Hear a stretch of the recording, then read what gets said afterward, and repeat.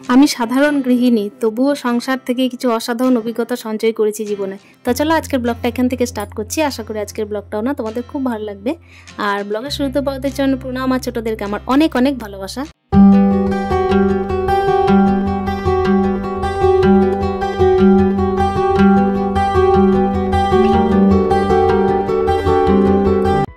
সংসার জীবনে প্রত্যেক দিনই কিন্তু সকালে ঘুম থেকে উঠে থেকে শুরু করে একদম রাত পর্যন্ত এক এক অভিজ্ঞতা কিন্তু আমরা সঞ্চয় করতেই থাকি।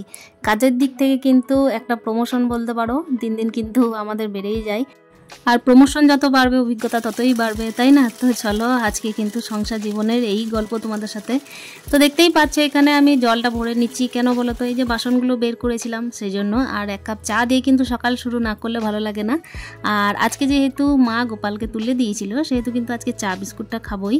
অন্যদিন কি করি, একটু গরম জল খাই, তার সাথে কিন্তু একটু চা খাই। আর তার আগে কিন্তু গোপালকে ওঠানোর চেষ্টা করে নিই। তবে দেখা যাক, আজকে দেখো একটু হয়তো অন্যরকম হচ্ছে। তো মা এদিকে বিছানা কিন্তু পরিষ্কার করে দেবে, আর আমি এদিকে কিন্তু ঝাড় দিতে এসেছি। ঝাড়টা আজকে বারান্দা থেকে আরম্ভ করলাম। আর বাইরে কিন্তু দেখতেই পেলে যে দরজায় জল দিয়ে এসেছি। ওটা তো ফার্স্ট কাজ হয়, আমি বা বাড়ির যে কোনো গৃহিণী আর কি, দরজায় প্রথমে কিন্তু জলটাই আগে দেয়, তাই না? তো এগুলো কিন্তু আমাদের সংস্কৃতি, আমরা শিখে এসেছি মাদের কাছে, ঠাকুমাদের কাছে, নিজের শাশুড়ি মাদের কাছে। তো এগুলো তো করতেই হবে।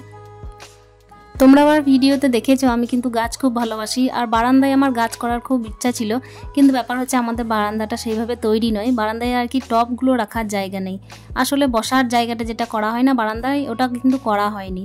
ওটা করলে আর কি জায়গাটা অনেকটা খেয়ে নিচ্ছিল, সেই জন্য আমার হাজব্যান্ড করেনি। তো কি করব, বারান্দায় কোনো রকমের গাছ লাগাতে পারি না, কষ্ট লাগে। অনেকের বারান্দায় দেখি তো যে অনেক রকমের টব মধ্যে গাছ আছে, তো সেগুলো আমার হয় না বলে আমার একটু খারাপ লাগে। মনে হয় একটু আরও বেশি করে, যতই মানে গাছ লাগিয়ে যায় না কেন, মনে হয় যেন একটু একটু বেশি করে যেন গাছের মানে সংখ্যা বাড়তে থাকুক।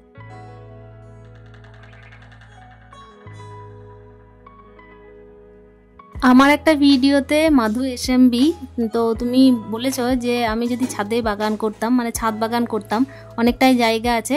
তো বলে রাখি ছাদে কিন্তু বাগান ছিল, কিন্তু হনুমানের এত উপদ্রব আর কি, তো সেগুলোকে আমি নামাতে বাধ্য হয়েছি।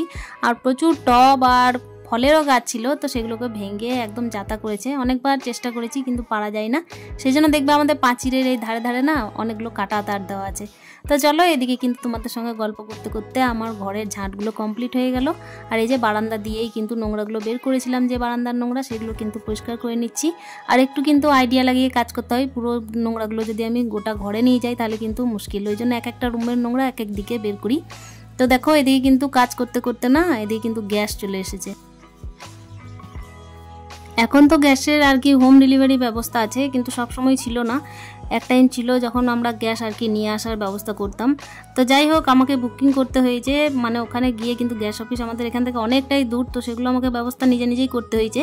কিন্তু ইলেকট্রিক বিলের ব্যাপারটা, হ্যাঁ ইলেকট্রিক বিলের ব্যাপারটাও কিন্তু আমাকে আগেই হ্যান্ডেল করতে হতো, ইলেকট্রিক বিল দিতেও যেতে হতো। তো দেখো এগুলো কিন্তু সংসারে থাকতে থাকতে অনেক অভিজ্ঞতা হয়ে যায়। প্রথম প্রথম ভয় হতো, কিন্তু পরে কিন্তু হ্যাবিট হয়ে যায়। তো দেখলে এখানে কিন্তু আমাকে জাম আর একটু কয়েকটা লেবু দিয়ে গেল একটা পাড়ার ছেলে, পাড়ার বাচ্চা আর কি, আমাদের পাশের বাড়ি। তো বেশ সুন্দর সুন্দর লেবু হয়েছে। আর এখানে দেখো মা কিন্তু এদিকে বিছানা কোটাচ্ছে, আর ওদিকে কিন্তু আমি বারান্দার দরজা লাগিয়ে তারপর চলে গেছিলাম স্নান সারতে। সংসার জীবনে আমরা কত কি অভিজ্ঞতাই না অর্জন করি বলো। আর সাধারণত যাদের বাড়িতে বাচ্চা আছে, যাদের বাড়িতে বাচ্চারা খেয়ে দিয়ে স্কুল যাবে, একটু বড় বাচ্চা, তাদের তো সময়টা আরও ম্যানেজ করতে হয়। তাকে পড়ানো, তাকে খাওয়ানো, তার জন্য কিন্তু সমস্ত ব্যবস্থা করা। তার সাথে তারা তো অভিজ্ঞতা আরও বেশি অর্জন করবে যাদের বাড়িতে হাজব্যান্ড নেই। হাজব্যান্ড না থাকলে যে বাড়ির সব দিকটা কীভাবে সামাল দিতে হয়, কীভাবে পারদর্শী হতে হয়, এটা একমাত্র যাদের বাড়িতে হাজব্যান্ড নেই তারাই বুঝবে। তো দেখতেই পাচ্ছ এখানে কিন্তু আমার স্নান হয়ে গেছে, চুলটাও বেঁধে নিলাম। এরপর তো প্রত্যেক দিনের মতো যে রুটিন থাকে সেটাই হবে। সর্বপ্রথম তো আমি ঠাকুরকে জলটাই দিই, এই যে তুলসী মন্দিরে জল দেবো, তারপরে চলে যাবো ওপরে ঠাকুরদেরকে সেবা দিতে। জীবনের প্রথম ধাপগুলোতে না, আসলে সংসারের প্রথম ধাপের কথা বলছি, তো সেই ধাপগুলোতে আমি প্রচণ্ড ভীতু ছিলাম। কাউকে কথা বলতে পারতাম না, কারোর সাথে মিশতে পারতাম না। কিন্তু আস্তে আস্তে অনেক রকমের মানুষ জীবনে দেখলাম, অনেক রকমের মানে পরিস্থিতির সম্মুখীন হয়ে নিজের অভিজ্ঞতা এত বাড়িয়ে তুলেছি সংসার জীবন থেকে, যে নিজেকে কিন্তু অনেকটাই কিন্তু আসান করে ফেলেছি জীবনে সবার সাথে চলার জন্য। আর একটু একটু করে অভিজ্ঞতা না বাড়লে কিন্তু আমরা জীবনে চলতেও পারবো না। বিশেষ করে সংসার জীবনে চলা তো খুবই মুশকিল, কেন কি সব দিক হ্যান্ডেল করে আমাকে যেভাবে চলতে হয় তাতে কিন্তু অভিজ্ঞতা একটু একটু করে না বাড়ালে নয়। তো দেখতেই পাচ্ছ এখানে কিন্তু আমি দেখলে যে তুলসী মন্দিরে জল দিয়ে দিলাম, সূর্যদেবকে প্রণাম করে নিলাম, তারপর হচ্ছে এখানে ফুল তুলতে এসেছি। এই যে এই টগর গাছটা দেখছো, এটা হচ্ছে মিনি টগর, আর উপর থেকে দেখো একটা নাকচম্পা ফুল কিন্তু নিচে পড়েছিল, গাছেই পড়েছিল, সেজন্য নিয়ে নিলাম। আর এই যে অ্যালামুন্ডা ফুলটা দেখছো সাইজে এত বড় হচ্ছে যে আমার হাতে ধরে না। তো চলো এবার গোপাল সোনার সেবা দিয়ে নিই। তো দুপুর টাইমের সেবা দিয়ে ওকে চিড়ে আর কলা। তো সাধারণত এটা দুপুরবেলা নয়, কিন্তু ব্যাপার হচ্ছে আমি কিন্তু 10টার মধ্যেই ভোগটা লাগিয়ে দিই, 10টার আগে লাগিয়ে দিই কখনো কখনো। আসলে 4 টাইম ভোগ দিই, তো যখন আমার যেটা সুবিধা হয় সেটাই দেওয়ার চেষ্টা করি। তো দেখতেই পাচ্ছ আসলে দিনের দিকে আর কি চিড়ে কলাটা দিই, তো সকাল টাইম কিংবা হচ্ছে দুপুর টাইম এই দুটোর মধ্যে কিন্তু দিয়েই থাকি। নিচে গোপাল সোনার সেবা দিয়ে ওপরে কিন্তু ভগবানদের সেবা দিয়ে তারপরে আমি চলে এসেছি এখানে সবজি কাটতে। আর আজকে দেখো লাউ কাটছি। তো লাউ মাকে আনতে বলেছিলাম কালকে, তো লাউটাই কেটে নিচ্ছি আজকে। ভাবছি পোস্ত করবো, একটু লাউ পোস্ত। আসলে তোমরা ভাববে যে আমি কিন্তু প্রায় দিন পোস্ত খাই, হ্যাঁ নানা রকম সবজি দিয়ে পোস্ত খেতে আমার ভালো লাগে। আর বাঙালিরা একটু পোস্ত আর মাছ এগুলো দিয়েই তো চলে বলো। আর আমার ছেলে তো মাছ খায় না, সেজন্য ওর জন্য কিন্তু ডিমটাই করে দেবো।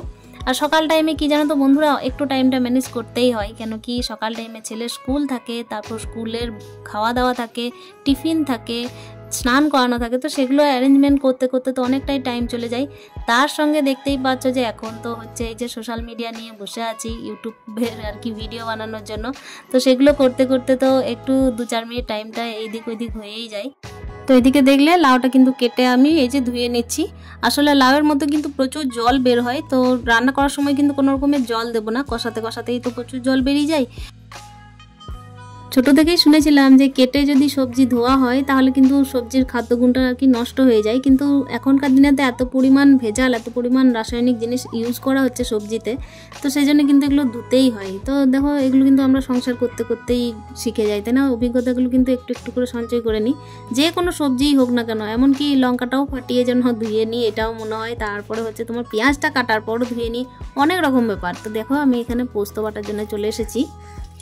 এখন তো বর্ষার টাইম, কিন্তু বর্ষার টাইম হলেও কখনো কখনো এমন বৃষ্টি দিচ্ছে, ঝমঝম করে চলে আসছে যে কিছু মিলতে পারছি না উপরে। তারপর আবার কখনো কখনো এতটাই রোদ দিচ্ছে যে বাইরে কোনো কাজ করা যাচ্ছে না, মানে কোনো অ্যাডজাস্টমেন্ট নেই প্রকৃতির। দেখো আমাদেরকে কিন্তু সব কিছু করতেই হয়, গৃহবধূ না আমরা, সেই জন্য কিন্তু সমস্ত দিকটাই সামলে নিতে হয়। পোস্তটা দেখো এই জন্য বেটেও নিচ্ছি রোদের মধ্যে বসে বসে। আর এখানে পোস্ত বেটে তারপরে দেখো চলে এলাম মিক্স করার জন্য পোস্তটা। তো সাধারণত লাউ পোস্ত এই যে জল দেখো একটুও দিইনি, কিন্তু কেমনভাবে জলটা বেরিয়েছে। আর পোস্ত তো নামানোর আগে এই যে বলেছিলাম একটু করে কাঁচা তেল দিলে টেস্ট হয়, তো এটা তো আমার শাশুড়ি মায়ের কাছে শেখা, আগের ভিডিওতেও বলেছি। তো চলো আমার পোস্ত কমপ্লিট হয়ে গেছে, এবার কিন্তু ছেলের টিফিন টাইম। তো ছেলেকে কিন্তু আজকে আমি সেরম কিছু দেবো না, আমি আজকে কিন্তু শশাই দেবো ভাবছি। ও কিন্তু বলেছে আজকে ফল খাবো, তো এক টিফিন কোটো কিন্তু আমি শশা কেটে দিয়েছিলাম। আর এদিকে দেখো দুটো কড়াই চাপিয়ে দিয়েছি, একদিকে কিন্তু ডালটা আমি ছোক দিয়ে নেব, আর ওইদিকে কিন্তু আরেকটা কড়াই চাপিয়েছি আমি এই যে ডিমের অমলেট করব তার জন্য। আসলে কড়াইটা আমি ওই কড়াই আমি চাইলে করতে পারতাম, কিন্তু বিষয় হচ্ছে আরও কিছু যদি করার থাকে সেই জন্য করিনি। আর আমার কাছে আর 5 মিনিটও টাইম নেই যে আমি ওই ডালটা একটু ছোকার পরে আরও কাজ মানে সারবো, তারপরে হচ্ছে ওকে আমি ডিম অমলেট করে দেবো। আর এখানে আমি দেখো আমি হেসে ফেললাম, কেন যেন আমার ছেলের পিছন থেকে কিন্তু কিছু কথা বলছিল হাসির হয়তো, সেই জন্য কিন্তু আমি হেসে ফেলেছি। তো চলো এখানে মিক্সিতে কিন্তু আমি একটা মশলা করে নিলাম, এটা মশলাটা করেছি একটা অন্য কারণ ছিল সেই জন্যই। এদিকে দেখো আমি ছেলেকে কিন্তু এই যে স্কুলের গাড়িতে চাপাতে চললাম, এত পরিমাণ ব্যাগটা ভারী যে ও কিন্তু হাঁটতে পারছে না। সত্যি করে ওদের স্কুলে এত পরিমাণ বই খাতা লাগে যে আমার খুব কষ্ট হয়, একেই তো শরীরের মধ্যে কোনো মাংস নেই, বুঝতেই পারছো দেখে। তো দেখো আমি এখান থেকে এসে কিন্তু ছেলেকে চাপিয়ে দিয়ে এসে একটু টিফিন করেছিলাম, তারপর ছাদের মধ্যে কাপড় তুলতে চলে এসেছি। আসলে কি জানো তো, মেঘের অবস্থা কিন্তু একদম ভালো নেই, আর কাঁচা কাপড়গুলোয় যদি জল চলে আসে না প্রচণ্ড পরিমাণ গায়ে লাগে, এত গায়ে লাগে যে নিজের ওপরে রাগ উঠে, তখন মনে হয় কি যে আমি যদি আর অন্য কোনো কাজ না ছেড়ে কাপড়গুলো তুলতাম তো খুব ভালো হতো। এদিকে কাপড়গুলো আমার তোলা হয়ে গেছে, তো এগুলো আমার উপায় নেই, আমাকে সিঁড়িতেই মিলে দিতে হবে। আসলে সংসার জীবনে অনেক অভিজ্ঞতাই তো অর্জন করেছি, তাই কখন কি করলে ভালো হয় সেটা বুঝতেই হয়। তার সাথে দেখো বাচ্চার মঙ্গল কামনা, বাচ্চার ভালো মন্দ সমস্ত কিছুই কিন্তু মা হিসেবে অভিজ্ঞতা আমাদেরকে অর্জন করে নিতে হয়। তো আশা করছি আজকের ব্লগটা তোমাদের একটু হলেও ভালো লাগবে।